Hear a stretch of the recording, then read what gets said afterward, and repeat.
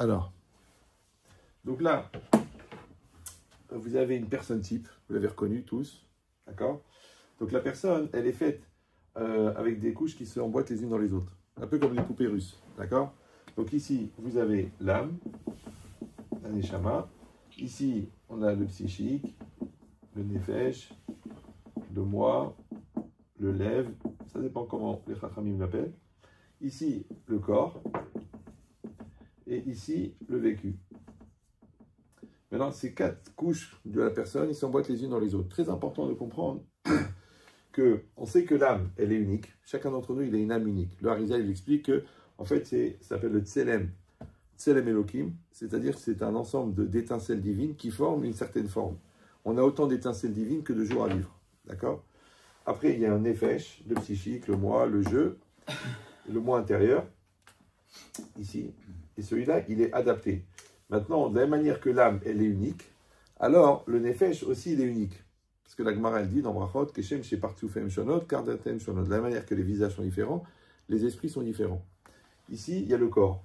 D'accord? Le corps aussi, il est unique, puisqu'il est adapté. Donc, le corps, c'est aussi le visage, ça s'appelle panim. Et panim, ça veut dire visage, mais panim, c'est pnim. Et pnim, c'est intérieur. Donc, automatiquement, ça veut dire que mon corps, il est l'expression de mon moi, de mon da'at, qui est lui-même l'expression d'un neshama. Ça va toujours. Et le vécu, aussi, il est unique. Parce que le vécu, c'est le rapport que j'ai avec le monde extérieur, le regard de l'autre, les limites, les contraintes, les stress, les malaises. C'est le vécu. Donc, ça, c'est unique, ça, c'est unique, ça, c'est unique, ça, c'est unique. Après, le problème, c'est la coordination entre les différentes couches. Ah oui, évidemment, il y a le moi extérieur aussi. Voilà, celui qu'on voit et celui qui est intérieur. Ok. Maintenant, le Maharal de Prague, d'ailleurs, tout ce livre-là, il est entièrement basé sur cette phrase, une phrase du Maharal. Il dit Kol hachaim ze latzet min hakoach el hapoel. Toute la vie, c'est passer du potentiel au réel. D'accord? Donc, koach, c'est ici, c'est le potentiel. Et ici, c'est poal. C'est-à-dire que ici, il s'appelle le monde de la volonté. Et ici, le monde de l'acte. D'accord? Le monde de l'action. C'est pour ça qu'ici, on est dans le réel. Et ici, on est à l'intérieur. Maintenant, quand on doit passer du potentiel au réel, d'après le Maharal, c'est la définition de la vie. Ok, et en français, ça s'appelle exister. Isté, c'est être, ex à l'extérieur. Donc être à l'extérieur, c'est la définition de la vie. Ça va? Donc ça veut dire que celui qui n'arrive pas à exister, il n'est pas considéré comme vivant. Il est considéré comme mort. D'ailleurs, c'est un mot qui n'est pas dans le dictionnaire en français. In, parce que le contraire de ex, c'est in. Isté, il n'y a pas. Il y a inhibé, il n'y a pas inisté en français.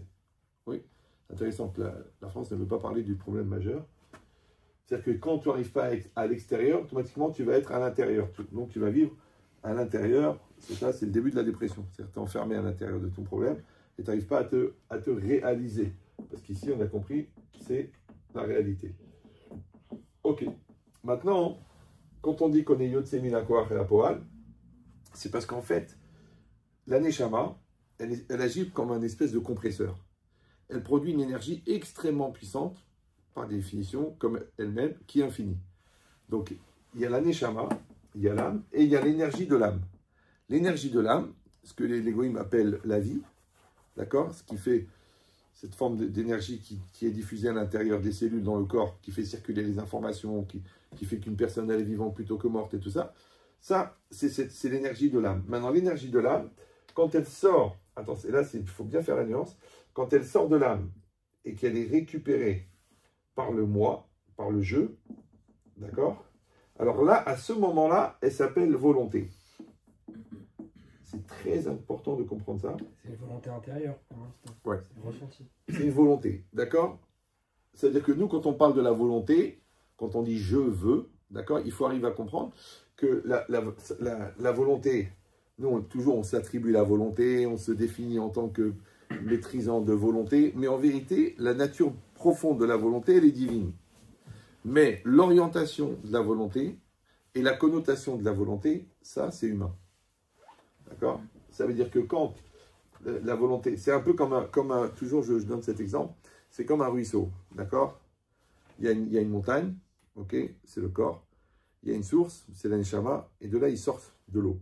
Cette eau-là, elle est translucide, elle est pure, elle vient de l'origine. Maintenant, moi, je suis devant la source, je vois l'eau qui coule, et j'ai une bouteille de colorant rouge, très dense. Je mets une petite goutte de colorant, et le reste de la rivière, il devient rouge. D'accord? Ce que j'ai mis, donc cette source-là qui sort, en vérité, ça, c'est l'énergie qui sort de la neshama. Je l'appelle exprès énergie. D'accord? Maintenant, dès que moi, je la prends en charge, je la prends en conscience, je la prends en maîtrise, je la prends en orientation, automatiquement, ça s'appelle volonté. Ça va? Maintenant, ce que je mets dedans, en français, ça s'appelle la personnalité. Donc, je vais personnaliser cette énergie-là. L'orientation que je vais lui donner s'appelle le libre arbitre. Ça veut dire qu'en vérité, quand je dis « je veux », le « je », il est humain, mais le « veut », il est divin. Ça va? Mais dans sa nature, pas dans son orientation. Parce que si on dit que le « veut », il est divin dans son orientation, ça veut dire que c'est Dieu qui tient la télécommande et moi, je suis un exécutant. D'accord? Non. Maintenant, pourquoi est-ce qu'on a besoin d'une énergie divine? On ne t'a pas dit que le corps, il est divin, on ne t'a pas dit que le cerveau, il est divin. Pourquoi l'énergie doit être divine? Parce qu'en étant divine, elle est infinie. D'accord?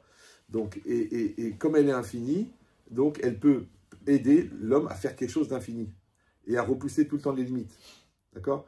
De la même manière aussi, elle est à l'origine de la vie.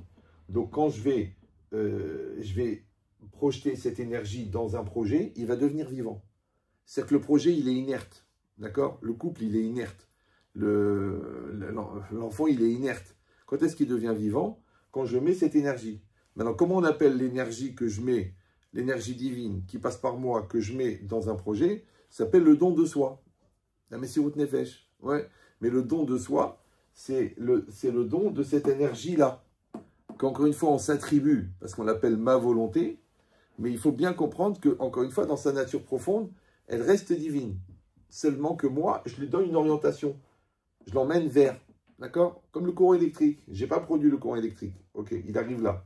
Maintenant, moi, je peux l'envoyer vers le frigo, ça fait du froid. Je peux l'envoyer vers le four, ça fait du chaud. Je peux l'envoyer vers la chinifie, ça fait de la musique. Mais je fais qu'orienter. Ça veut dire quoi? Ça veut dire que l'homme, c'est quoi l'homme? Tout l'homme, c'est une orientation et une connotation personnelle qui est donnée à une énergie divine qui le traverse. Ça va toujours? Vous êtes là toujours? Voilà. Non, parce que là, on vient de résumer toute la philosophie. Ça valait la peine de l'entendre avant de mourir. Alors, donc, cette énergie, on a dit, quand elle passe de la neshama au moi, au jeu, elle s'appelle volonté. Le jeu, qu'est-ce qu'il fait? Il l'envoie dans le corps. Et là, elle s'appelle motivation. Pourquoi ton corps, il court? Ouais. Pourquoi cet haltérophile, il soulève 270 kg et celui-là, il soulève 80 kg? Ils ont le même corps. Oui. Peut-être ils ont le même entraînement, ils ont le même âge, ils ont le même poids. Mais celui-là, il a un mental beaucoup plus fort. D'accord? Donc, il a une volonté beaucoup plus forte. Donc, il va soulever beaucoup plus. Après cette énergie-là, quand le corps, le moi, il l'envoie ensuite dans le vécu. Et là, ça va s'appeler la détermination. La achlata, ce qu'on appelle. D'accord? La achlata, la décision qui est une façon d'orienter cette volonté. Maintenant, après, cette énergie, tu peux la mettre dans la voix. La voix, ça c'est comme ça, ouais. La voix, et là, ça s'appelle la conviction. Pourquoi il t'écoute, le mec?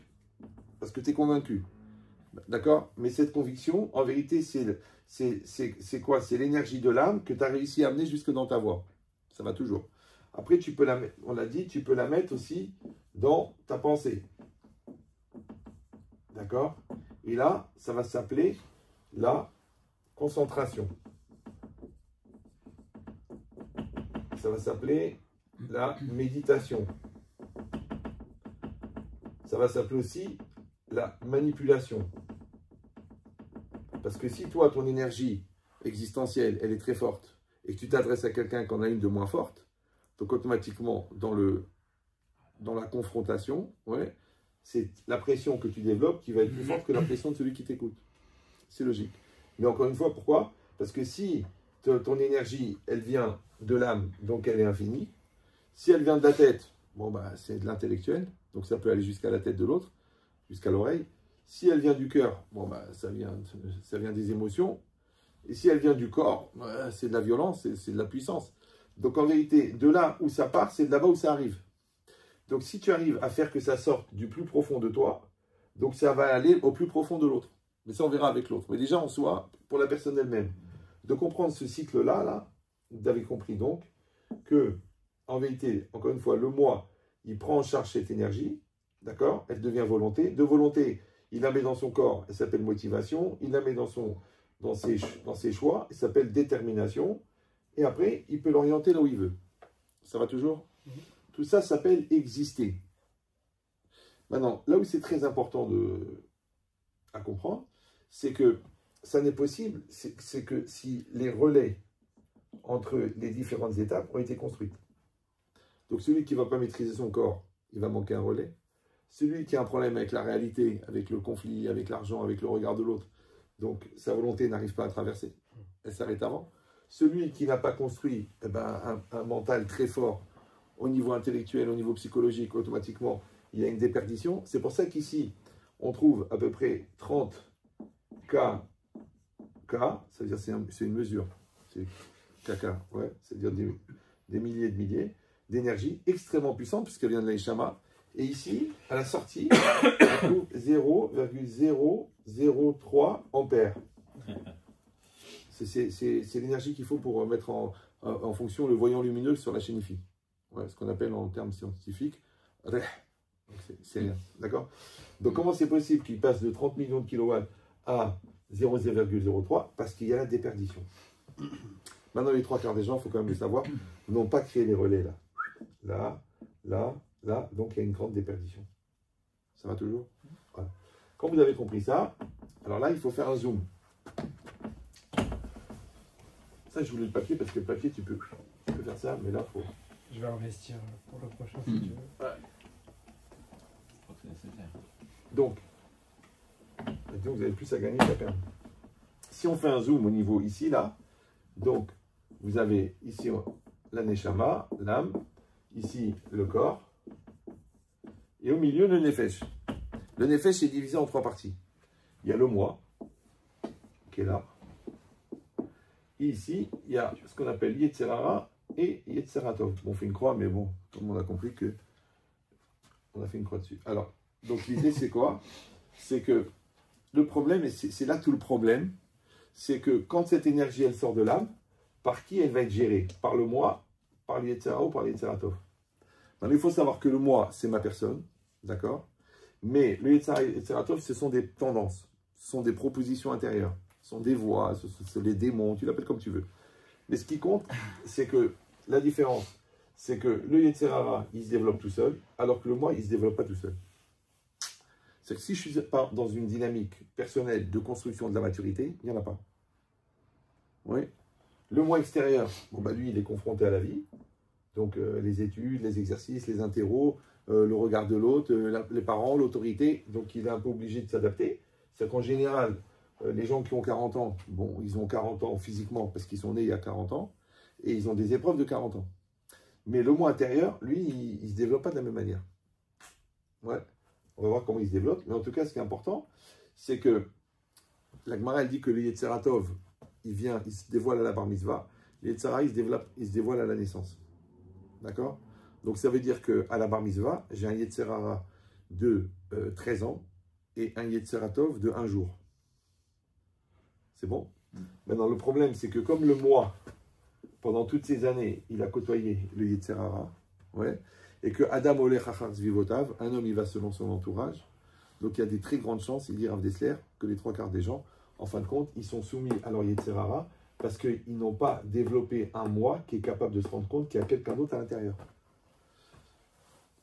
Or, le Yetzerara, ouais, on l'appelle Yetzerara, Lucifer, Belzébuth, mais en vérité, le Yetzerara, en résumé, pour une expression Ben Chetrital, ouais, c'est le confort à la non-existence. Parce que exister, c'est être à l'extérieur. Maintenant, lui, ce qu'il fait, par exemple, il y a un truc qui t'énerve, lui te propose, énerve-toi. Ouais. Donc, tu vas t'énerver. En fait, tu vas t'énerver en réaction à quelque chose. D'accord? Or, il y a une différence très très importante entre la réaction et la décision. Ça va? Bon, moi j'avais 15 ans, d'accord? J'ai dit, Hachem, je ne veux plus que ma vie soit une réaction. Je veux que une décision. Parce que, si vous parlez français, hein, réaction, c'est réaction. Réagir. Réagir, c'est-à-dire qu'il y a quelqu'un qui a agi et toi, tu as réagi. Donc, si tu réagis, c'est-à-dire que c'est l'autre qui est propriétaire de ton action. Puisque ton action, elle n'est là que parce qu'il y a quelqu'un qui a agi en face. Donc, ça veut dire que ton action, en vérité, elle vient de l'extérieur. C'est une influence extérieure qui t'a fait réagir. Alors que décision, ça veut dire que la source première de l'impulsion existentielle, elle part de toi. Et ça, c'est exister. D'accord? Alors que si tu vas exister en réaction, en vérité, ce n'est pas toi qui existes. Tu existes par le biais de quelqu'un d'autre qui va te faire exister. Maintenant, il te fait exister parce qu'il t'influence positivement et tu deviens grand, ou il te fait exister parce qu'il t'énerve, parce qu'il te montre un décolleté et tu pètes un câble. Mais dans tous les cas, ce n'est pas toi qui réagis. Maintenant, le problème, c'est que ce rapport-là que tu entretiens avec la non-existence, qu'on appelle nous le Yetzer Hara, en vérité, il est défini dans une phrase des Chachamim, parce que les Chachamim, ils ne s'allongent pas, ils concentrent les enseignements. Donc là, je vais vous donner une phrase. Il y a toute la psychologie dedans. Moi, j'ai eu la chance de ne pas faire d'études, ça fait gagner un temps fou. Parce que d'apprendre ce qui est faux pour savoir ce qui est vrai, c'est... faut coucher avec ta sœur pour aimer ta mère. On sait que Freud avait un problème avec la sexualité. Alors, donc, c'est marqué dans les Chachamim, Ezéou, Gibor, Akovesh et Tisro. Bon, c'est sûr que vous connaissez, vu la couleur de votre kippa, vous connaissez cette phrase. Moi aussi, je la connais. Ça fait à peu près 50 ans que je réfléchis dessus. Donc, vous pourrez réfléchir une fois de plus. Pas tomber dans l'a priori que genre j'ai compris. Donc, compris, il a pris. Et... Bon. Alors, qu'est-ce qui est marqué ici? Ici, il y a un rapport. Ezéou Gibor égale Kovesh et Titro. C'est bon? Très, très important. Normalement, Kovesh et Titro, c'est de la religion. Celui qui maîtrise son Yetzara. D'accord? Donc, on aurait dû dire Ezéou Tzadik, qui est le juste, celui qui maîtrise son Yetzara. Ezéou Gadol, le grand, ouais, celui qui maîtrise son Yetzara. Ezéou Chacham, le sage, celui qui maîtrise. Pourquoi on a dit Gibor? Pourquoi les Chachamim ont dit Gibor? C'est bizarre. Ouais, Gibor, c'est le gars qui est fort. Bon, il arrive à tuer 14 personnes avec un seul coup de poing. Et bon. Donc, en fait, là, en résumé de résumé, puisqu'il y a un rapport, parce que Gibor, ça vient de Gever. Maturité. Donc, Gibor, ça veut dire fort, mais Gever, ça veut dire mature. Ça veut dire adulte. Donc, les Chachamim, ils t'ont donné la définition. C'est qui l'adulte? Celui qui maîtrise son Yetzer Hara. Donc, par voie conséquence, celui, son Yetzer Hara le maîtrise, s'appelle un enfant. Ça va? Donc, le rapport à la réalité, il est entièrement défini par ton niveau de maturité dans la situation. Tu as 15 ans de mariage, tu te prends la tête avec ta femme, toi, même tes enfants, ils te disent, papa, tu te conduis vraiment comme un gamin. Ils ont raison. À tailler l'aide. Maintenant, imata yeled a yetzera ou gever. Imata gever a yetzera ou yeled. La vie, elle est facile pour les gens qui sont forts. La vie n'est pas facile pour les gens qui sont faibles. Donc, ce rapport-là, que toute ta vie va se définir. Parce que c'est pas que genre t'es fort et c'est fini, comme t'es adulte et c'est fini. Non, c'est que t'es adulte dans une situation et après tu passes à une autre situation et là t'es enfant. Parce que c'est nouveau. D'accord? C'est-à-dire qu'un homme de 44 ans, en vérité, c'est un enfant de 45 ans. Parce qu'il est en train de devenir. Comme quoi, tu étais en première, tu es passé en terminale. Maintenant, quand est-ce que tu es devenu élève de terminale? Pendant l'année de première. Ça veut dire que chaque étape de la vie, d'accord, elle conditionne celle d'après. Maintenant, dans chaque étape, tu es confronté à une certaine réalité, et cette réalité, elle va te donner l'occasion, les Idgaber.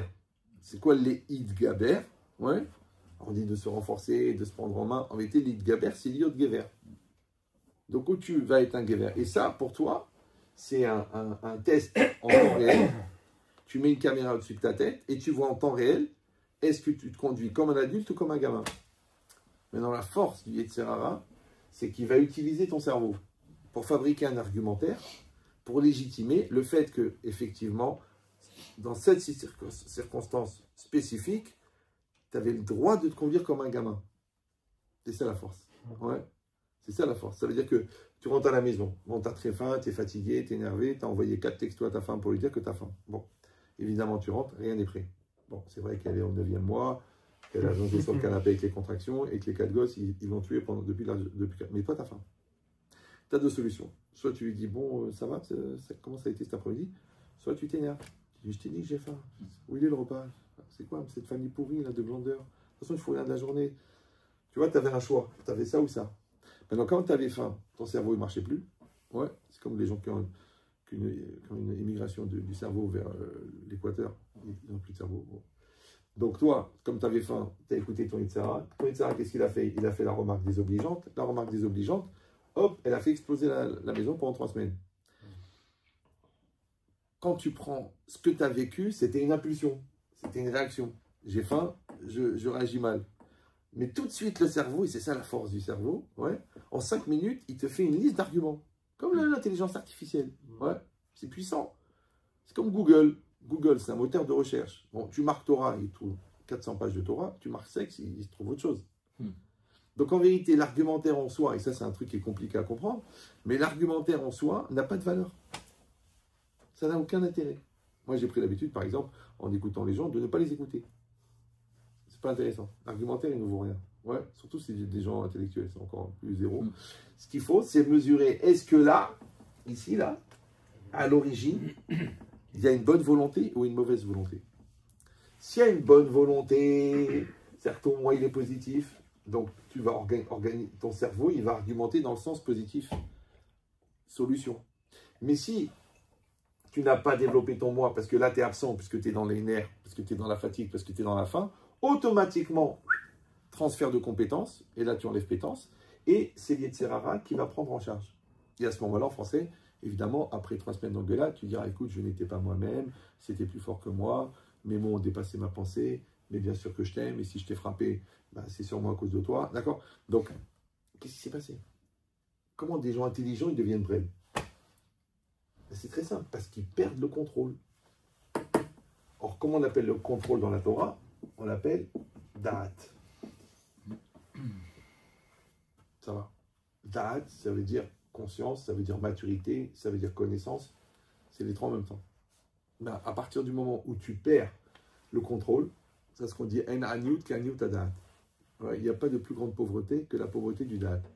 Si quelqu'un, la Gemara elle dit Afilu Talmid Chacham, même un sage, érudit, ouais, Shein Bodat, qui n'a pas de Da'at, ouais, alors Nevela Tova Imeno, un cadavre est mieux que lui.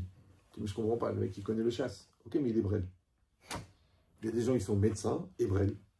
D'accord? Pourquoi? C'est quoi brel? Parce qu'en fait, il a appris des choses, mais il n'est pas devenu ce qu'il a appris.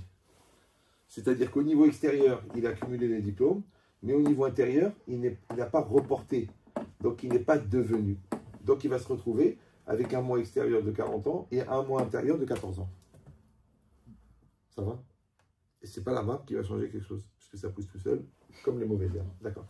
Donc, si on est dans cette logique-là, alors comment ça se passe? Vous avez compris donc ça, c'est qu'en fin de compte, le niveau de maturité, ce que nous on appelle la Hirat Shamaim, eux ils appellent ça la maturité, c'est toujours un rapport avec le fait que tu maîtrises.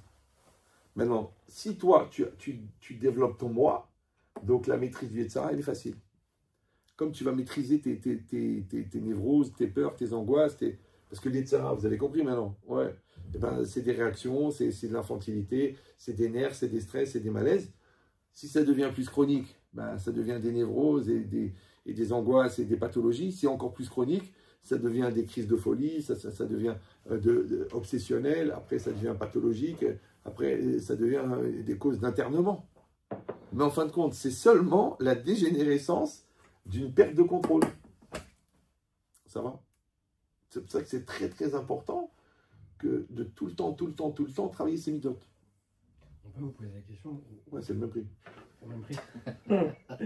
Quand on ne se sent pas adapté, quand on n'est pas adapté à une situation, on estime qu'une situation est un peu trop forte pour nous et on sent qu'on n'arrive pas à... Bon, c'est la suite alors, c'est la suite. Donc ça sert à rien les questions parce que là je vous donne des principes fondamentaux. Vous allez voir, si vous réfléchissez bien, Ne réfléchissez pas. Ouais. Essayez juste de suivre, parce que les choses, elles sont d'une... C'est mécanique. Et le vécu ne peut pas avoir un impact? 2 minutes. T'en fais pas. Toutes les réponses, vous allez faire à peu près 9 ans de Yeshiva et 21 ans de psychologie en 1 heure. Mais seulement, il faut être concentré en un seul mot. D'accord. Donc, qu'est-ce qui se passe? Si vous croyez en Dieu, ouais, on a expliqué 1 million de fois que la croyance, c'est d'accepter que la réalité qui est en face de moi est adaptée à moi. D'accord? Voilà. Bon, même si vous n'êtes pas croyant, en physique quantique, on dit qu'une masse de molécules harmonieuse, elle ne peut être quelque part que si elle est en harmonie avec la masse de molécules qui l'accueille. Traduction française pour les cerfs-volants. Ouais, on est là où on doit être. Là, vous êtes là, moi je suis là. D'accord? Maintenant, on a la émouna que la réalité, elle est adaptée à moi. Ok? Maintenant, le fait que la réalité soit adaptée à moi n'implique pas que moi je suis adapté à la réalité. C'est ça que vous dites, les situations plus fortes, moins fortes. Ouais. Pourquoi? Pourquoi je ne suis pas adapté? Parce que c'est normal. Parce que quand je rentre en CM1, quand je rentre en CM2, je suis un élève de CM1 au niveau du niveau. Donc je dis, ouais, mais c'est dur le CM2. Ben évidemment, parce qu'il faut que tu deviennes un élève de 6e. Comment? Pendant l'année de CM2. Donc quand on se marie, ah, c'est dur, évidemment, parce qu'on est 2 gamins, on doit devenir 2 adultes. Et c'est pendant la période de couple gamin qu'on va devenir des couples adultes. C'est logique, vous avez compris ou non? Donc, c'est normal qu'il y a ce côté déstabilisant et ce côté bancal qui s'appelle la marche. Quand vous marchez, je ne sais pas si vous avez déjà fait l'expérience de marcher, c'est très intéressant. C'est que pour marcher, il faut mettre un pied devant l'autre. D'accord? Ok. Mais en fait, la situation la plus stable, c'est de mettre les 2 pieds comme ça, souple, d'accord? Et prêt à recevoir le coup. Mais quand tu marches, c'est dangereux. Parce qu'à un moment, tu as toujours un pied en l'air. Et là, l'autre, il me fait une balayette, c'est terminé. Ouais. Donc, la seule manière d'avancer, c'est de se mettre en situation de risque. Mais tu peux rester sur place. Et là, il n'y a pas de risque. Comme dans tout. Une entreprise, tu dis, bon, je prends encore des employés, j'investis dans le matériel, je développe la pub. Tu dis, non, écoute, tu as pris 6 millions, calme-toi, profite, achète une voiture. Mais non, la seule manière, c'est de réinvestir. Donc, la vie, c'est un réinvestissement perpétuel. Mais le réinvestissement génère une prise de risque. C'est pour ça que les placements à risque rapportent plus que les placements non risqués. Donc, qu'est-ce qui se passe ici? C'est que, en gros, on a dit la personne, elle est là. D'accord? Allez-y, c'est le moi, ça. Et ici, il y a la question. Ce que nous, on appelle en hébreu le nisayon.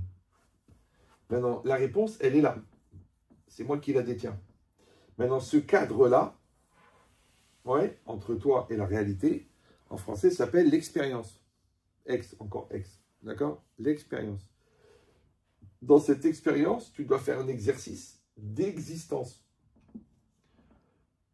Tu dois passer du potentiel au réel. Ça va? Maintenant, quand tu le fais, d'accord? Qu'est-ce qui se passe? La résonance de l'existence dans le cadre de l'expérience, la résonance, c'est la maturité. Traduction française, voilà. Plus tu assumes, plus tu grandis. Maintenant, le problème, c'est quand c'est toi qui existes. Mais si c'est l'Yetzirara qui existe, toi, tu n'existes pas. Donc, tu ne peux pas avoir non plus les bénéfices. C'est comme si je te dis, écoute, viens, écoute, on met 50 000 chacun. À l'époque, on achète Google. Tu dis, ah, t'es fou, on ne sait jamais. Ou iCloud, tu dis, attends, c'est un truc dans les nuages, et elle est bonne. Bon, le mec, il a acheté à 3 € l'action. Bon, maintenant, le mec, il dit, attends, on partage. Mais partage quoi? T'as mis de l'argent, toi? Non, j'ai pas mis. Bah alors. C'est ça l'idée. L'idée, c'est que tu as pris le risque. Tu as pris le risque. Ouais. Donc, tu es rentré dans le risque. Il y a des gens qui préfèrent ne pas prendre de risque. On dit en arabe, matrix. C'est pas grave non plus. Là, j'ai besoin des blagues pour savoir si vous suivez. Je suis limite déçu. Alors, donc, encore une fois, moi, je suis là. Mon moi, il est là. J'ai le choix de suivre mon Yetzirara. D'accord? Donc, de ne pas être guévert. Si c'est lui qui réagit, automatiquement, ben, la réalité, elle ne m'appartient pas et le résultat non plus. Donc, je n'ai pas la conséquence du résultat et donc je n'ai pas la maturité. Donc, je n'ai pas grandi. Le problème, c'est que le temps passe. Ça, c'est un des défauts majeurs du temps, c'est qu'il passe. Donc, chaque année, j'ai à peu près 1 an de plus. C'est bon? Donc, moi, mon corps, qui est né à 40 ans, ben, il a 40 ans. Les situations, les questions qu'on pose, ben, c'est des questions de 40 ans. Parce qu'à 13 ans, on me dit alors tu fais l'interro ou non? Bon, mais à 40 ans, il me dit bah alors tu divorces ou tu restes marié? C'est pas évident. Maintenant, le problème, c'est que si moi, je n'ai pas développé mon moi, donc je vais me trouver avec un moi de 14 ans en face d'une question de 40 ans. Voilà, voilà. Ça s'appelle le mal vécu de la réalité. C'est bon? Maintenant, quand toi, tu as fait 10 ans d'haltérophilie et que tu arrives à soulever 180 kilos et qu'on te présente une valise de 60 kilos, tu rigoles. En plus, tu t'appelles Moshe. Il se marre, Moshe. D'accord? Donc, si tu as fait la musculation, la vie est facile. Si tu ne l'as pas fait, automatiquement, la vie, elle est vécue comme une pression. Et comme dit Menchetrit, une pression au singulier, dépression au pluriel. Donc en vérité, la dépression, c'est le cumul du stress. Et le stress, c'est quoi? C'est le malaise développé par la différence entre la personne que tu es censé être et la personne que tu es. Voilà, tout le stress, il est là. Donc le vendeur, il dit, attends, le patron, il prend 100 000 et moi, je prends 5 000. Qu'est-ce qu'il fait? Il se met patron. Mais comme il n'a pas les épaules de patron, ouais, donc il se met à stresser. Donc obligé de prendre des vitamines, de se fixer une ligne et d'aspirer du moment qu'elle est blanche. Et en fin de compte, c'est pour ça il pète un câble. C'est que tous les problèmes qu'on a dans la vie, ils viennent d'un défaut de maturité. Et le défaut de maturité, il vient du fait que notre moi n'a pas été développé. C'est bon? Maintenant, dans cette logique-là, il faut arriver à comprendre que c'est très, très, très vicieux, c'est très fin. Parce que Kol Hagadol Michavero, Yitzro Godel Imeno. Plus quelqu'un est grand, plus son Yetzara, il est grand. Donc, si quelqu'un il est très, très grossier, bon, il va essayer à grossier, de mettre un coup de boule ou d'aller violer la bonne. Si le mec il est très fin, il va avoir un Yetzara très fin.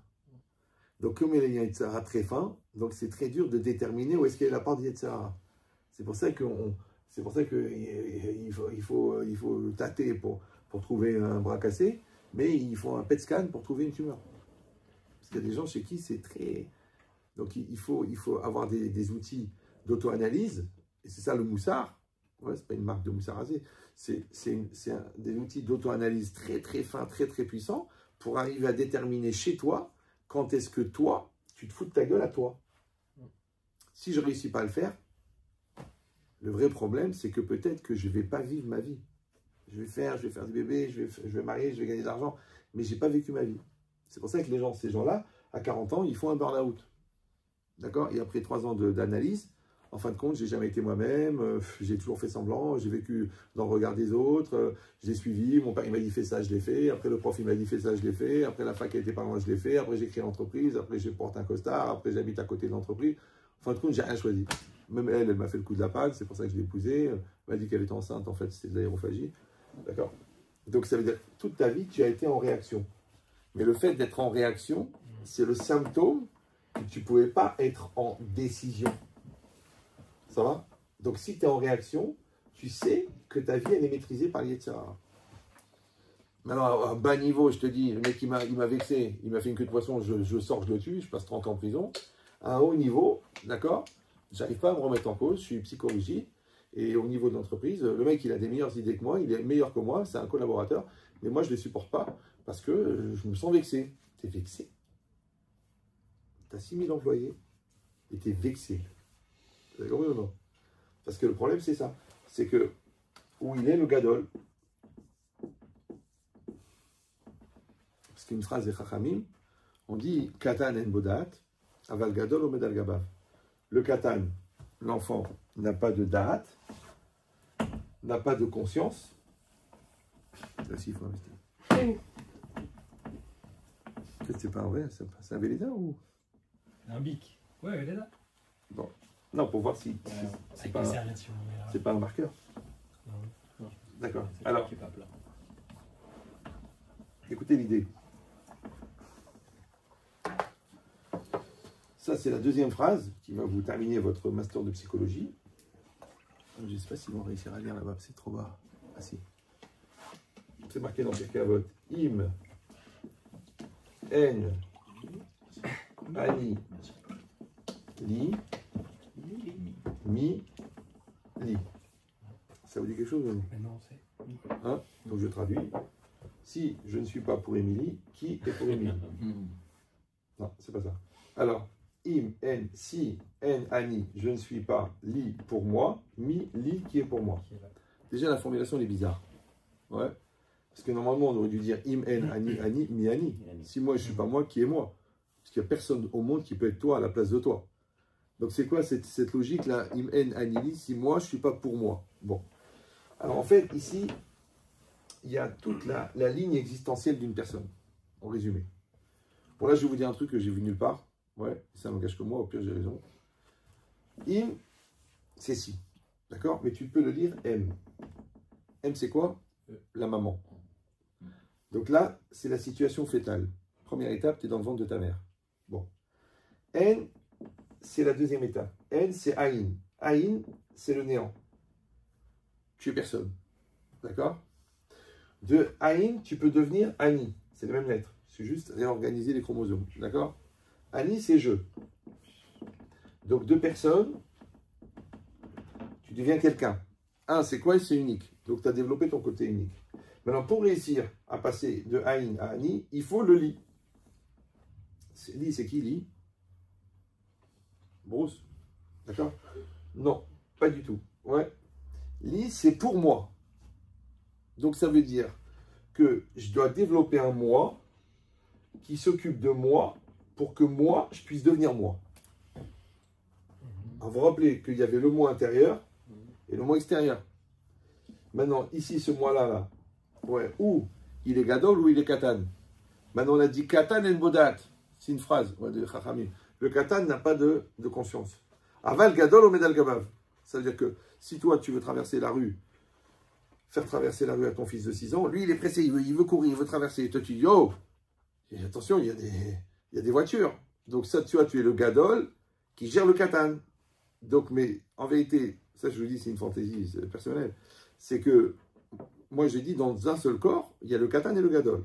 Le katan chez toi, c'est qui? C'est celui qui n'a pas le date. Qui c'est qui n'a pas le date? Aoudon Kolo. C'est l'Yetzera. Donc, si ton moi, il est immature et il est soumis au Yetzera, donc il n'y a pas de date. Maintenant, comme il n'y a pas de date, qu'est-ce qu'il faut? Il faut un gadol. Ouais. Alors, quand tu es jeune, bon, bah, c'est ton rave, c'est ton psy, c'est ton mentor, c'est ton prof. Ouais. Jusqu'au moment où tu atteins ce qu'on appelle l'autonomie existentielle. Et c'est ton propre gadol en toi qui va gérer ton katan en toi. Ça va? Donc, le gadol, c'est le li, d'accord? Et le katan, c'est le ani. Donc, tu vas passer du ani au li par cette action-là. C'est bon?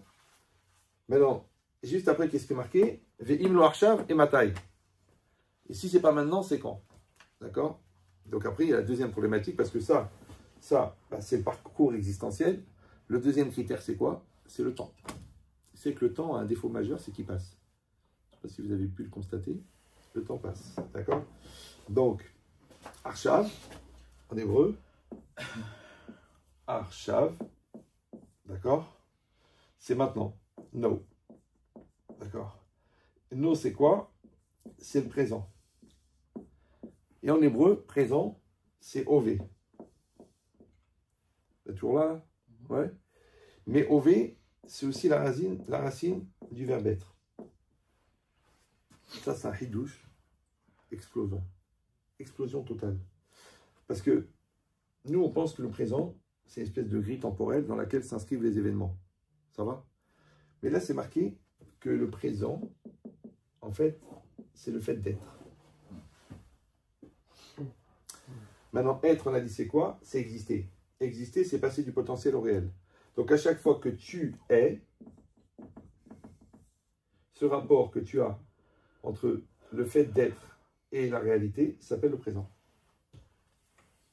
Ça, c'est Rav Dessler. Ouais. Machekorim, Ové. C'est ce qu'ils appellent le présent. C'est-à-dire que ce moment-là d'expérience où toi, tu vas faire l'effort d'existence, d'accord?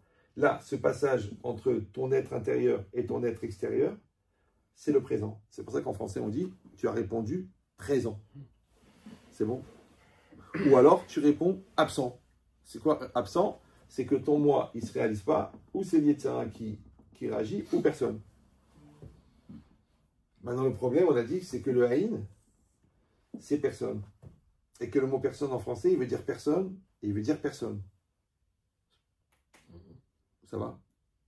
Donc, toi, tu ne peux pas être vexé du manque de kavod qu'on fait à ta personne si au fond de toi, tu sais que tu es personne. Tu auras toujours. Maintenant, le fait de...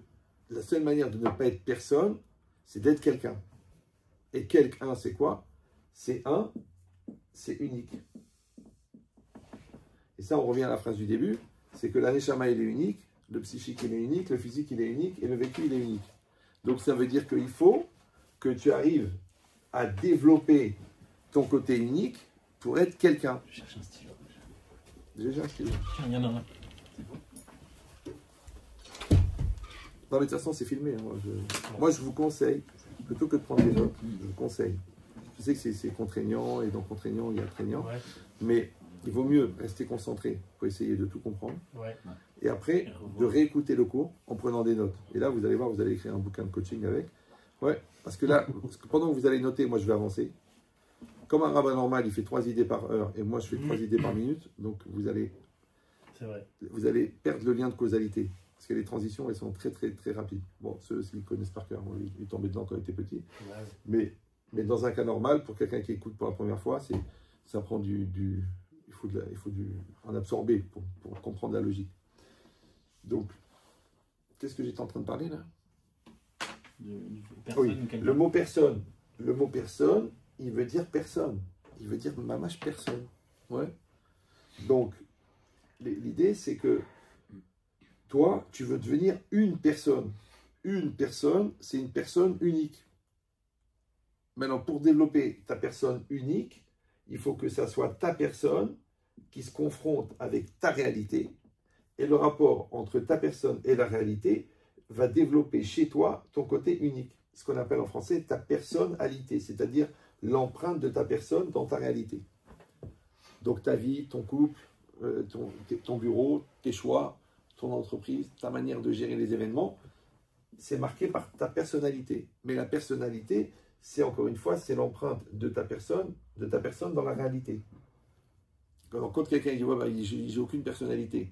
Non, c'est pas qu'il n'y a pas de personnalité, c'est qu'il n'y a personne. C'est pour ça qu'il y a un très très grand Yetzera qui s'appelle le regard de l'autre. Et tu peux passer ta vie à essayer de faire plaisir. Tu veux faire plaisir à l'amour, après tu veux faire plaisir à tes parents, après tu veux faire plaisir à ta femme, après tu veux faire plaisir à ton patron. Tu passes ta vie à essayer de faire plaisir. Mais donc, tu es toujours en réaction. Et quand on te demande de prendre l'initiative, il faut que j'aille aux toilettes, c'est normal, oui, parce que le bouleversement génère le transit. C'est comme ça. Ouais, la vie est laxative, on ne peut rien faire. Donc, si toi, encore une fois, tu maintiens bien tes reins et tu maintiens bien ton estomac, c'est parce que tu es bien dans ta peau. Alors, comment on dit bien en hébreu? Tov. Et Tov, toujours dans le langage des Chachamim, ça veut dire Shalem. Et Shalem, ça veut dire complet. Le contraire de complet, c'est incomplet. Et incomplet en hébreu, c'est Chasser. Et c'est quoi le petit nom de Yetzerara? Chasser. L'Erola, Madame Chasser, l'homme est toujours manquant. Il dit le Maral, c'est Yetzerara. Donc ça veut dire que le Yetzerara, il est constitué par tes manques. D'accord? Mais manque de quoi? Manque de toi. Puisque ton absence à toi, elle légitimise sa présence à lui. Donc quand tu sais que c'est pas toi, c'est lui. C'est facile à comprendre. Donc si tu te connais à toi, si tu connais la proportion, si tu connais l'influence, si tu connais tes faiblesses, tu connais tes peurs, tu connais tes angoisses, tu connais ton Yetzerara. Parce que le Yetzerara, il va utiliser tes manques pour créer des problèmes. C'est pour ça que le problème, il est toujours adapté à tes manques. Le mec, il me vient, il me dit, écoutez, Raman Chetrit, bon, j'ai fait une très, très grosse bêtise. Donc, comme il a dit très, très, très, bon, très, ça veut dire, je sais que c'est un adultère. Très, très, je sais que c'est une copine à sa femme. Et très, très, je sais que sa femme est au courant. Il a fait les 3 niveaux de Khala. Ouais. Il me dit, mais vous êtes un prophète? Je fais, non, c'est évident, c'est vous qui me l'avez dit, d'accord? Alors, je lui dis, bon, alors, vous avez un gros problème de communication avec votre femme? Oui. Et l'autre, elle est super communicante. Bah, exactement. Ouais. Et moi, mon mari, il ne me fait jamais de compliments. Et l'autre, justement, il me fait des compliments. Ouais, et j'ai un vrai problème au niveau tendresse. Bon, et l'autre, il est très expressif de la tendresse. Alors que le mien, il est psycho-frigide. même pas psychorigide, mais psychofrigide. Ouais, c'est un glaçon, bon, un ashkénaze aussi, il faut comprendre, l'iceberg. Mais l'idée, c'est ça. C'est que lui, elle va dire, j'ai craqué parce que mon mari ne m'a pas donné. Mais lui, pourquoi il n'a pas donné? Ben parce que soyez de Sarah l'a empêché de donner. Et en créant ce manque chez sa femme, qui est par son action à lui, en fin de compte, il a provoqué la suite des conséquences. C'est comme si le mec, il est pompiste, il est fumeur. Mais bah, tu peux choisir la date de ta mort. Oui, il cherche une fuite de gaz avec un briquet. Ça doit venir de quelque part. Oui, bien sûr. Ben, nous assistons à l'enterrement de Maurice. Ouais. Mais l'idée, c'est ça. C'est que si toi, tu connais tes manques, tu peux comprendre tes épreuves. Puisque comme tes épreuves, elles sont en fin de compte l'expression de ton manque, parce que tu vas rencontrer dans ta réalité exactement ce qui te manque. C'est bon? C'est la seule manière de craquer. Quand le mec, il a trompé, il me dit, Ramel Chétri, je sais que c'est un sourd, je sais que vous êtes rabbin, je sais ce que vous allez me dire. Je dis, attends, rigole pas. T'es tunisien? Oui, elle est tunisienne. Oui, c'est vrai, c'est vrai. Tu penses à elle, elle t'appelle. Exactement. Vous pensez à la même chose. Bon, les deux grand-mères, elles se connaissaient à Gabès. Oui, exactement. Bon. Elles se sont promises, d'ailleurs, un jour, on sera dans la même famille. Bon. Et puis elle est 100% avec toi, et elle est super solidaire, et elle est très chaude, et ta femme, elle est très froide. Je dis, mais c'est comment c'est possible? Je dis, bah, c'est très simple. Si je connais tes manques à toi, je sais ce que l'Yetsa, il a envoyé pour t'attraper. C'est comme tu vas attraper un poisson. Si tu mets un verre de terre, c'est dégueulasse. Un bout de maïs, c'est dégoûtant. Mais un smartphone, non, le poisson, il ne mange pas les smartphones. Donc ça veut dire que le Yetzirara, il va t'envoyer exactement ce qui te manque. Tu sais pourquoi? Parce qu'il t'a créé le manque avant de t'envoyer ce qui te manque. C'est pour ça qu'il y a une harmonie. Mais attends, je sais encore une fois, mais attends, mais c'est exactement la femme qu'il me faut. Là, j'ai eu un découvert de 100 000 €, bon, parce que j'ai prêté à mon beau-frère qui ne me rendra jamais, puisqu'il est addict au jeu. Mais j'ai pris l'argent de la société. Manque de peau la même semaine, contrôle fiscal. Et courant de semaine, un mec qui vient, écoutez, dans les transports, si tu veux, on fait une opération à 100 000, il faut emmener du sucre en poudre à Marseille, aller direct. Bon, c'est conditionné en sachet de 1 gramme. Tu as bien compris que même si tu as le béguin, ça restera un essai. Béguin, essai, ça va. Bon, j'ai du mal à le faire décoller quand même. Hein. Donc, alors c'est quand même par an. Ouais, tu as pris 100 000. D'accord, il te manque 100 000. L'autre, il te propose 100 000 et tu as le contrôle fiscal. Ça y est, le décor, il est posé. Tu es prêt pour la cata. Tu vas aller en prison directe. Ouais.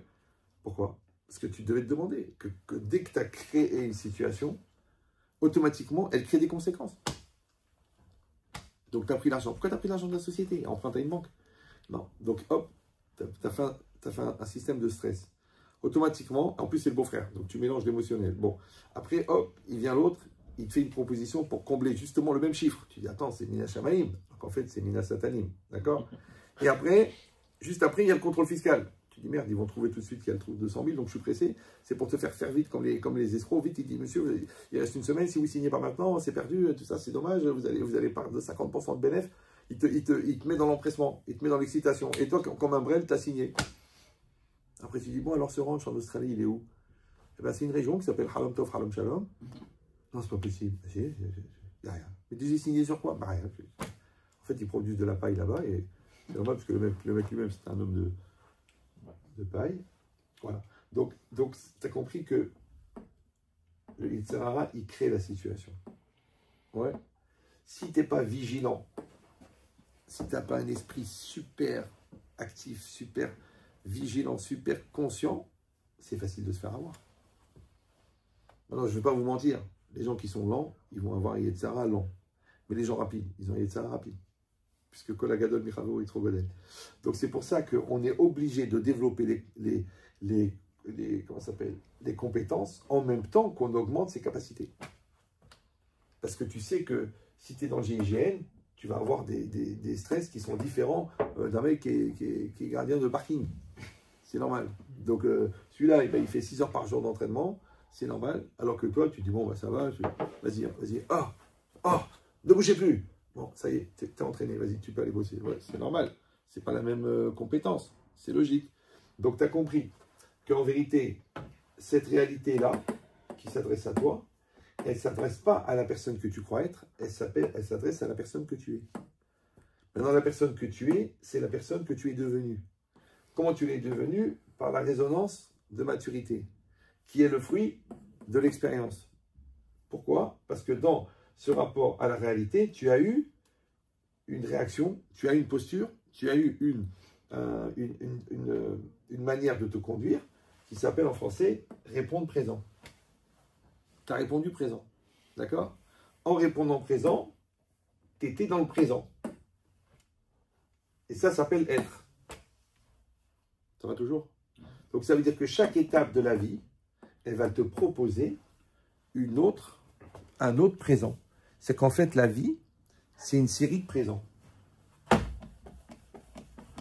Vous êtes toujours là? Ouais. Non, je suis bête, c'est mieux ça. Bravo, merci d'avoir donné l'idée. Alors, étant donné qu'a priori, vous êtes croyant, donc on va pousser encore un peu plus l'histoire. Donc on a dit ici, il y a la personne, ici il y a le moi. Le moi, il doit répondre présent. On a dit le présent, c'est d'être, d'accord? Donc il va être dans la réalité, qui est le présent. Mais cette réalité, en vérité, elle est la projection créée par Hachem. Et Hachem, comment il s'appelle? Yud, Ke, Vav, Ke. Ça veut dire que la racine du nom de Dieu, c'est Ové. C'est bon? Donc en vérité, ça c'est être, avec un Yud devant. Je ne vais pas le mettre parce qu'après on ne peut pas l'effacer. Ouais, ça s'appelle faire être. En fait, Yud Ke Vav Ke, la traduction, comme on ne peut pas le prononcer, comme le disent les témoins d'Ajava, ça veut dire celui qui fait être. Dans la différence entre faire et faire être, ouais, quand Hachem il agit directement sur la matière, ça s'appelle Yotzer. Comme le Yotzer, c'est le potier, il agit sur la terre glaise, il fait apparaître la théière. Tu dis, waouh, il y avait de la terre, il y a une théière, waouh, quelle force, c'est Yotzer. Mais quand Hachem il agit de l'extérieur, il crée un système, il crée un climat, il crée une ambiance, c'est comme quand toi, tu mets la challah dans le four. Tu la mets et tu regardes par la vitre et puis elle fait... Tu dis, oh, il y a un mec qui a mis de l'air dedans. Non, c'est la chaleur. Donc, Hachem, il crée une situation, il crée un conditionnement, il crée des circonstances qui vont faire apparaître. Donc, il fait être. Il va faire être l'enfant, il va faire être l'entreprise, il va faire être le deal. Il fait être. Donc, Hachem Yud Ke Vav Ke, il s'appelle Me'ave et Kol Havayot, c'est lui qui fait être tout ce qui est. Donc ça veut dire que ça là, la réalité, en vérité pour toi, dans ton regard à toi,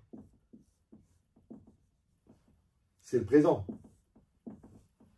Ça va? Et ce présent que tu perçois, c'est par le biais de ta conscience. Et la conscience, on a dit, c'est le da'at. Et le da'at, c'est quoi? C'est de répondre présent. Donc quand tu es conscient que tu es présent et que tu le fais en lien avec le présent, si tu as relié Hachem en tant que le présent, c'est l'expression de celui qui est omniprésent, donc voilà, le lien il est créé. Alors, étant donné que l'énergie qui permet la conscience, elle vient d'un Neshama, elle est infinie, et que lui il est infini, donc par le biais du Da'at, tu peux créer un lien entre l'infini qui est en toi et l'infini qui est devant toi. Et là, il n'y a plus rien qui peut vous arrêter. Et pourquoi c'est pas le même infini? C'est le même infini. Parce que si c'est Hachem qui met la volonté dans l'âme, comme je disais tout à l'heure, Ouais. du coup, ça vient de là. Ouais. Oui. Non, et après ça sort. Si, enfin c'est un autre cours sur la lumière, mais je ne peux pas vous faire tous les cours d'un seul coup, mais je vous le dis quand même, parce que pour pas que vous croyez que j'évite les questions et que je me fous de votre gueule, mais vous m'avez donné 1 heure. Donnez-moi 10 ans et je vais vous rendre des chachamim. Ouais. C'est qu'en vérité, la lumière, elle vient d'en haut. Baruch Hashem Mekomo. Et la lumière, c'est l'expression de sa volonté. Mais la lumière, elle a 2 diffusions. Une volonté directe que Hashem y fait, que le monde est.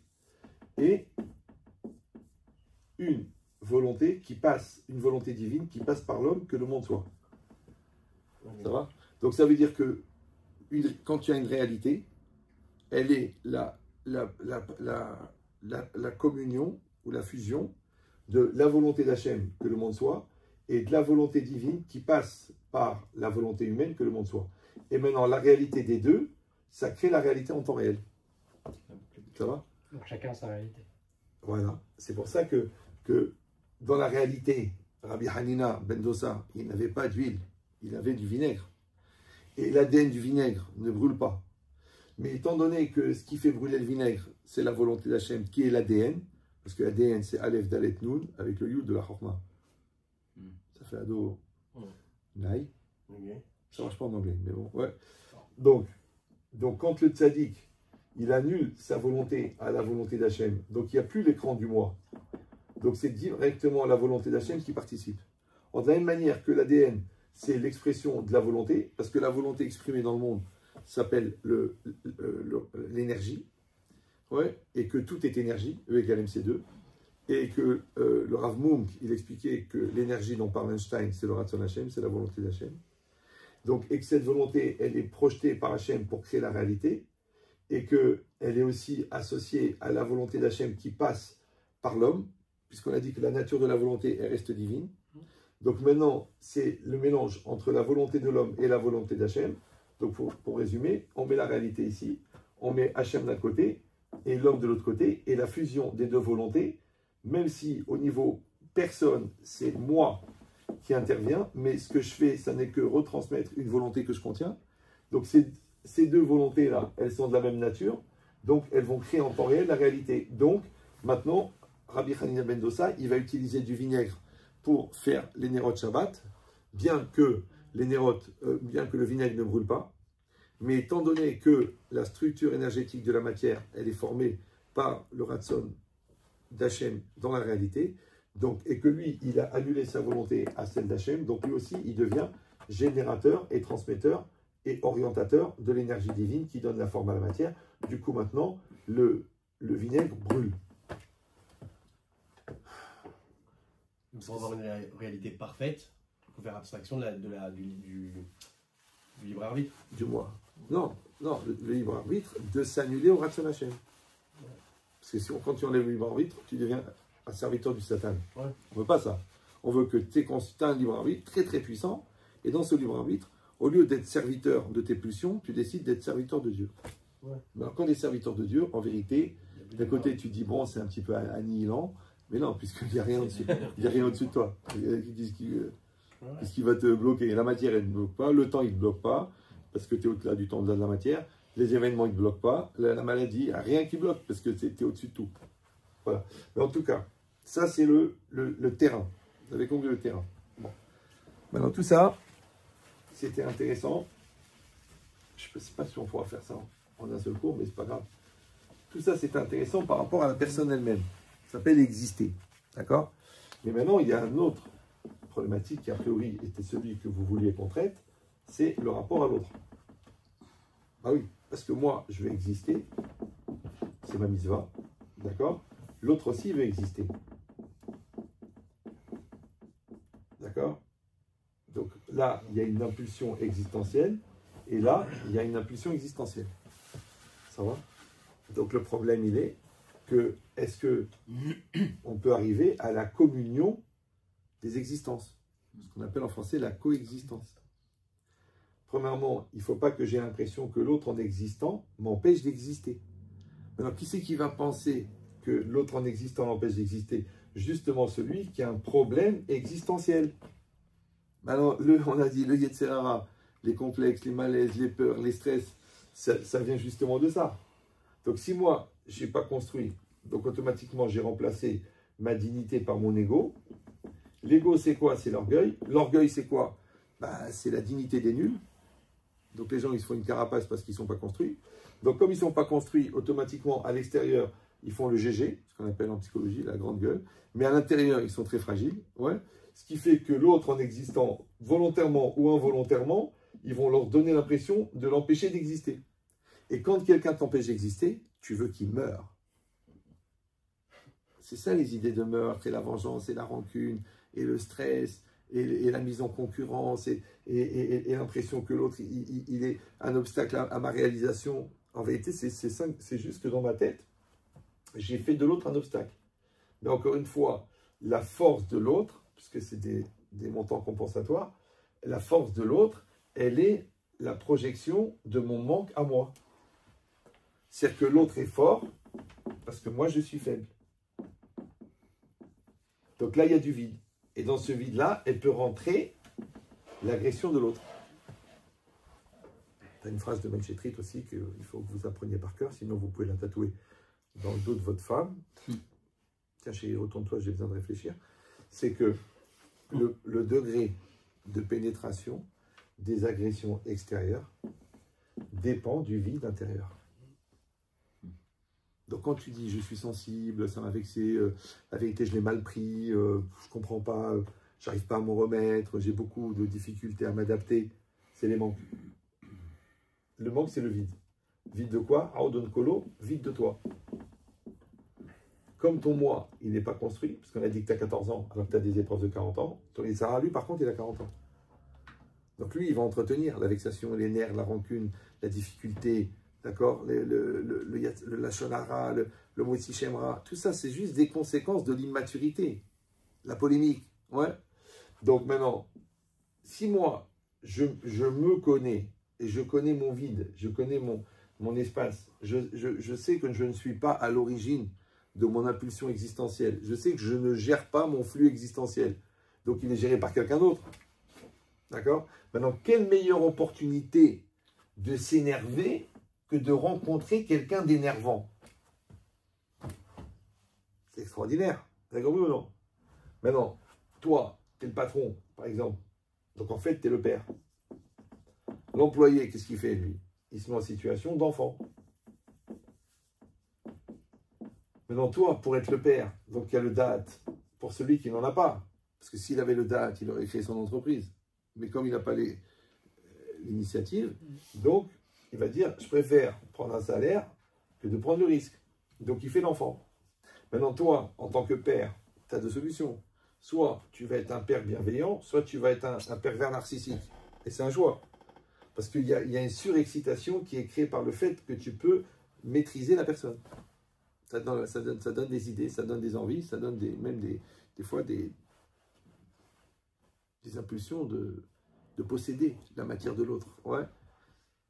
C'est ça, tous les abus, tout ça, tous les harcèlements, tout ça. Mais encore une fois, ça vient toujours d'un manque. C'est que si toi, tu es devenu père avant d'être enfant, ouais, automatiquement, tu vas faire l'enfant devant l'enfant. C'est pour ça que le père, il se prend la tête avec son fils de 14 ans, parce qu'en fait, ils ont le même âge. Ouais. C'est pour ça qu'il s'engueule avec sa femme pour des conneries, parce qu'il est con. C'est pas grave. Maintenant, C-O-N, c'est un adjectif très connu, ouais. En vérité, c'est le contraire d'intelligent. Et intelligent en philosophie, c'est la capacité d'adaptation. Donc, la bonnerie, avec une lettre d'écart, c'est l'incapacité de s'adapter. Maintenant, j'ai une réalité qui est là, et moi je suis là. Si je suis adapté à la réalité, je suis intelligent. Ça s'appelle en français vivre en bonne intelligence. Si je ne suis pas adapté, et c'est ça l'erreur, c'est pas parce que je peux légitimer pourquoi je ne suis pas adapté, parce que c'est de ta faute, parce que tu me pousses à bout, parce que tu ne me comprends pas, parce que je suis en avance sur le marché, parce que moi j'ai plus intelligent que tout le monde. On s'en fout pourquoi, mais tu n'es pas adapté. Donc comme tu n'es pas adapté, tu es CON. La preuve, après le divorce, tu dis mais qu'est-ce que j'ai été CON? Donc l'enfant il ne veut plus te parler, tu dis mais qu'est-ce que j'ai été CON? Ouais. Donc CON, ça veut dire inadapté. Et tu es inadapté pourquoi? Parce que ton moi, il a été remplacé par ton Yetzirah. Donc comment on appelle inadapté, nous? Rachat. Ça va? Mais pas rachat. Rachat. Non, le pauvre. Tu lui dis, mais si tu vas divorcer, on peut pas, moi j'ai vu des milliers de couples, on ne peut pas se marier comme des imbéciles et divorcer comme des cons. Il y a un moment, il faut qu'il y ait un peu de lumière dans l'intermédiaire. Ouais. Parce qu'au début, c'est je là-dedans, après, ouais, je ne peux plus avoir, qu'elle crève, qu'elle s'étouffe. Jamais tu as tenu le volant, jamais tu étais en projection, jamais tu étais en maturité, c'est pas possible. On ne peut pas vivre comme ça. Pourquoi? Parce qu'encore une fois, le pire, c'est que si c'est pas toi qui existe, c'est Yetzirah qui existe, donc toi, tu n'as pas vécu. Ça va? Je rappelle que la vie, on a dit que la définition de la vie, c'est passer du potentiel au réel. Donc celui qui n'y arrive pas, il n'est pas vivant. Et celui qui n'est pas vivant, il est mort. Maintenant, celui-là, on l'appelle l'immature, et chez nous, on l'appelle rachat. Qu'est-ce qu'ils disent les Chachamim? Rechaim bechayehem nikraim metim. Les Rechaim de leur vivant sont appelés morts. Mais les gens, malheureusement, les incultes ou les lourds ou les ignorants, ils croient que mort, ça veut dire une punition, puni de mort. C'est une Torah culpabilisante, une Torah cruelle, une Torah violente. Il faut l'amour, il faut aimer tout le monde. Il n'y a pas des tzadikim, les Rechaim. Non, mais c'est une définition. Ouais. La preuve, c'est que au lieu que le rabbin il va dire, vous savez, vous faites ça, vous êtes mort. Ouais. C'est la personne elle-même. Quand tu dis, bon, viens, on essaie de sauver ton couple, il laisse tomber, c'est mort. Tu vois, il te reste 10 000 €. Viens, on remonte quelque chose d'autre. Allez, vas-y, c'est pas grave. Tu vas vendre tu prends un caddie, tu vends des frites à la sortie des magasins. On va faire une chaîne de magasins de frites, ça s'appelle la Rafrite. Ouais. Mais il faut faire quelque chose. Non, laisse tomber, c'est mort. Pourquoi le désespéré parle de la mort? C'est pourquoi? Parce que la Gemara dit dans Vatra Daf Tetzain que le Yetzer Hara, le Satan et l'ange de la mort, c'est un seul ange. Maintenant, le Yetzer Hara, c'est celui à l'intérieur qui te pousse, qui crée l'impulsion de la bêtise. Le Satan, c'est celui à l'extérieur qui crée dans la réalité la proposition et qui crée la situation. Parce que toi, tu veux voler, mais il faut que le vendeur il tourne la tête. Qui c'est qui fait rentrer le camion citerne dans la boulangerie d'à côté? Donc le mec il fait oh, tac, tu prends la pomme. Et toi qu'est-ce que tu dis? Tu dis waouh, Minachamaïm, je voulais voler la pomme, on m'a donné les moyens de voler la pomme. Ouais. Toi tu veux tromper ta femme. Une femme, elle a été mutée de Carpentras voisine toute la journée en train d'écouter France Info. Avant c'était impossible, tu avais une puritaine, une sadéquette, jamais elle t'aurait toqué. Pourquoi la folle elle est venue? Parce que Bederer, Sherot, Seleler, Molichinoto. Dans le chemin dans lequel tu veux aller, on te fait aller. Donc tu veux la mitzvah, tu veux Bémet faire la mitzvah de Etrog. Le mec qui vient du Maroc, il dit écoute, cette caisse-là, elle devait partir chez Rav Shachim, elle a été bloquée à la douane. Si tu veux, prends un Etrog. Et tu te retrouves avec le plus beau Etrog de Paris. Comment il est arrivé chez moi? Parce que tu veux Bémet faire cette mitzvah. Toi, tu t'en fous, tu es à Saint-Paul, tu l'achètes vite fait, comme ça, donne-moi un truc et tout. Bon, tu fais toute la fête avec. Bon, et puis après, le Rav dit bah écoute, il n'est pas saoul, mais bon, c'est quand même mieux que rien, Zecher, les Chorban, d'accord? Donc l'idée c'est quoi? C'est que en temps réel, ouais, ce rapport que tu as avec la réalité, il est le fruit de la projection de ton moi. Si ton moi, il ne peut pas se projeter parce que tu ne l'as pas développé, donc il est mort. C'est pour ça que le Yetzer Hara, il est en même temps Yetzer Hara, en même temps Satan, en même temps ange de la mort. Donc, puisque les trois sont ensemble et interactifs, donc c'est normal qu'il y a des idées morbides dans le Yetzer Hara. D'où viennent les idées suicidaires? Yetzer Hara. Ouais. C'est normal qu'il y a des idées morbides dans le Satan. C'est que tu nourris à l'extérieur de quoi te foutre en l'air. Parce que tu dis, attends, encore je me suis planté, encore un truc ça ne marche pas, encore le fils il est renvoyé de l'école, encore j'ai découvert que ma fille elle est lesbienne, je vais mourir. Mais qui c'est qui met en place ce genre de circonstances pour te faire craquer? C'est l'ange de la mort. C'est pour ça que quand toi, c'est l'inverse, que tzadikim ben mitatam nikraim chaim. Les tzadikim, après leur mort, sont appelés vivants. Ouais. Il y a deux lectures. Il y a une lecture. Bah, c'est vrai que quand le tzadik il est mort, en vérité, il est encore plus vivant. Parce que comme de son vivant, il était à 99% spirituel et volonté. Donc sa volonté, elle continue.